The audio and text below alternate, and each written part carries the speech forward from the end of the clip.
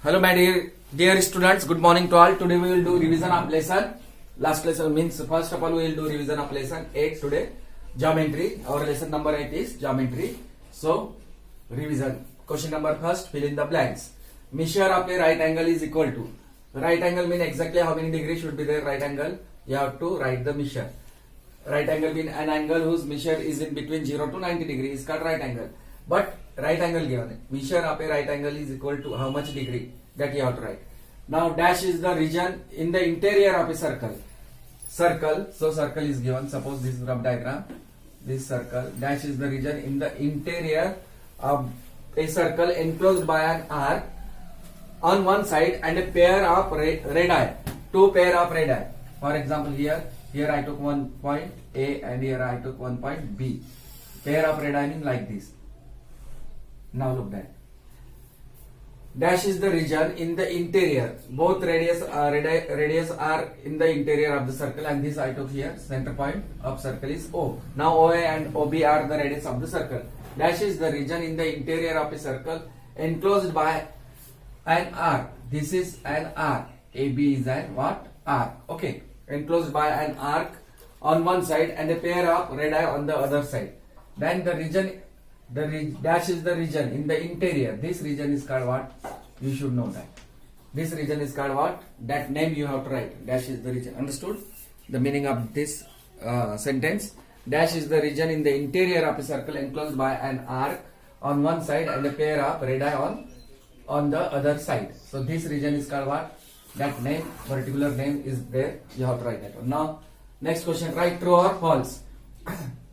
If the arms of an angle on the paper are decreased, if the arm, for example, this is an angle, here you can take any angle, X, Y, or any type of angle. Here I took here P, and here I took here what? Q, and here O.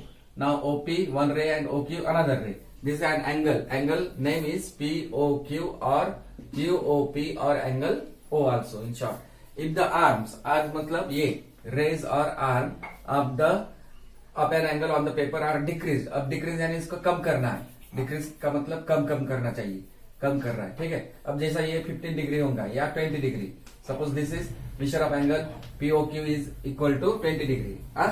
If the arms of an angle on the paper are decreased, the angle decreases. क्या angle की value कम होंगी क्या? इसको कितना भी बढ़ाओ, इधर increase करो या डिक्रीज करो, उसकी एंगल की वैल्यू कम होती क्या? अगर होती है तो फिर लिखो ट्रू, नहीं तो फिर फॉल्स.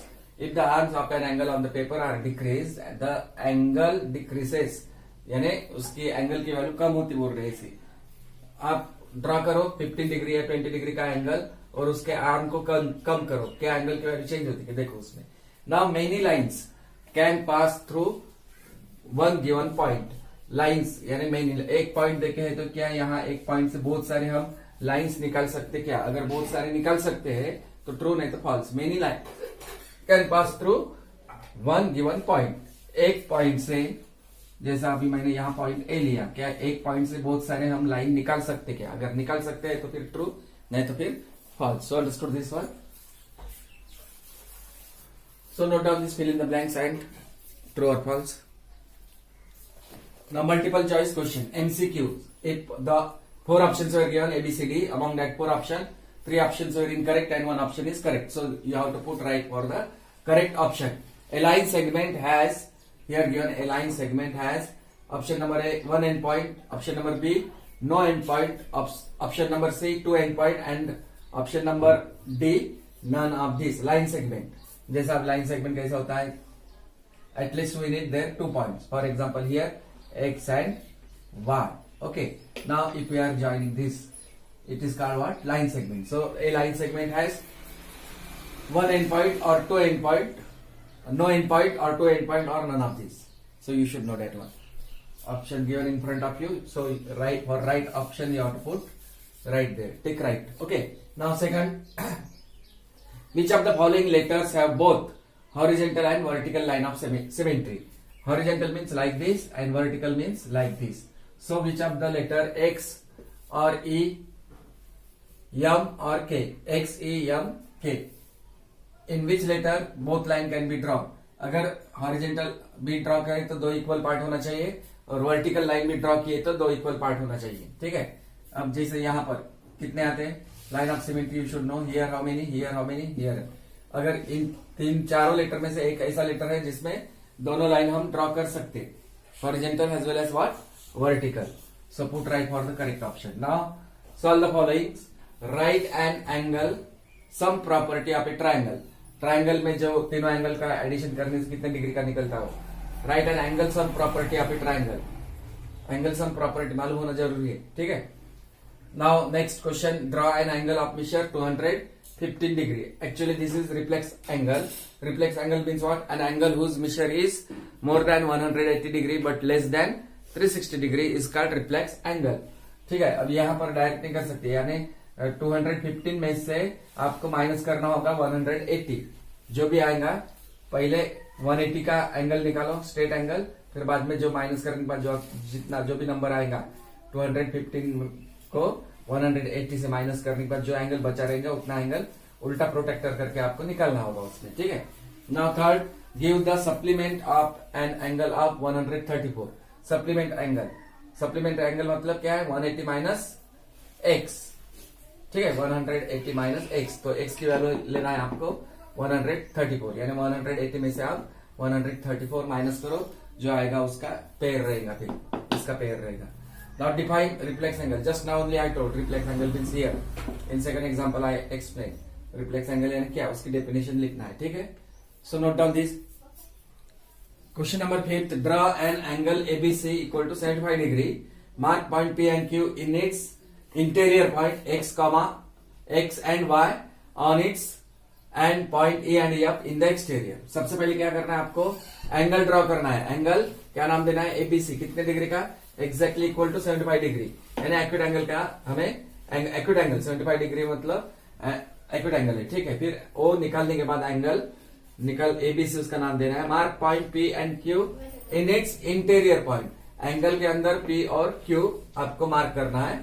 एक्स और वाई कहां पर करना है, ऑन इट यानी एंगल पे, and point A and F in the exterior. Exterior का मतलब क्या होता है, बाहर में, एंगल के बाहर में आपको ये दो पॉइंट दिखाना है, शो करना है, E and F, understood. Now 6, name the pairs of vertically opposite angle in the following figure.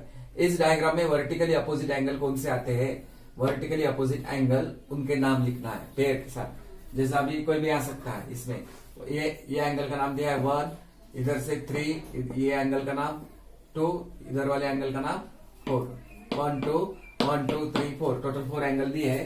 तो इसमें से कौन कौन से पेयर्स वर्टिकली अपोजिट होते हैं वो नाम लिखना है उसमें। Next 7th question, 2 angles of a triangle are of measure 92 degree and 28 degree. What is the measure of the third angle, यानी ट्राइंगल में 2 एंगल की वैल्यू दिया है, थर्ड एंगल की फाइंड करना है।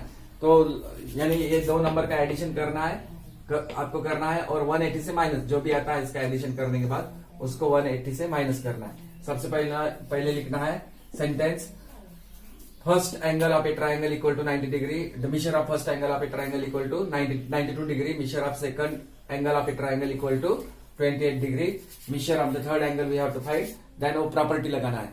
Sum of the measures of 3 angles of a triangle is 180 degree, angle sum property, ठीक है। फिर इन दोनों का वैल्यू फाइंड करके उसमें थर्ड एंगल की तो फाइंड करना है। तो फिर 92 degree plus 28 degree plus third angle equal to 180 degree, फिर इसका प्लस करो और इसको उधर ट्रांसफर कर दो राइट साइड में, तो आपको थर्ड एंगल की वैल्यू मिलेगी उसमें, ठीक है। 8th question, if diameter of circle is 30 centimetre, find it radius. Diameter दिया है 30 centimetre, diameter of circle equal to 30 centimetre, radius question mark. फिर रेडियस का फॉर्मूला क्या है, डायमीटर डिवाइड बाय 2। अब डायमीटर दिया है 30 सेंटीमीटर, 30 सेंटीमीटर डिवाइड बाय 2 कर लो, उसमें डिवाइड करो, उसको आंसर मिल जाएगा।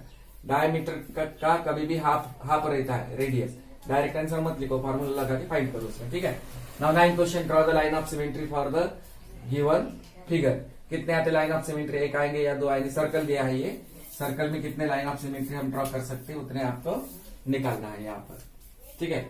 मे बी 1 और may be 2 sometimes. Now next last question, are the following given measures are the angles of a triangle. अब यह दिया है 60 degree, 80 degree and 30 degree, 30 degree. तो क्या ये 60, 80 और 30 एंगल्स आप ट्राइंगल के एंगल्स हो सकते हैं? तो इसको चेक कैसा करेंगे, तीनों एंगल की वैल्यू, इन तीनों एंगल की वैल्यू को ऐड करना है 60 degree plus 80 degree plus 30 degree.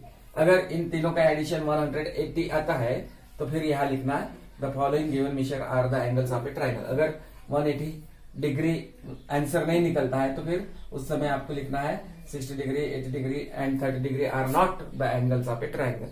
सिर्फ एडिशन करना है 180 आता है या नहीं वो चेक करना है आपको, ठीक है। So understood. So try to solve this today's revision which means all these 10 question as well as write fill in the blanks true or false, MCQ, etc. So in next tomorrow we will do revision of lesson. Which two lesson we will do? Our geometry today over. Now again last two lesson we will do pattern and data handling and average, 9th and 10th. Tomorrow we will do of this two lesson revision. Okay, so try to solve these examples.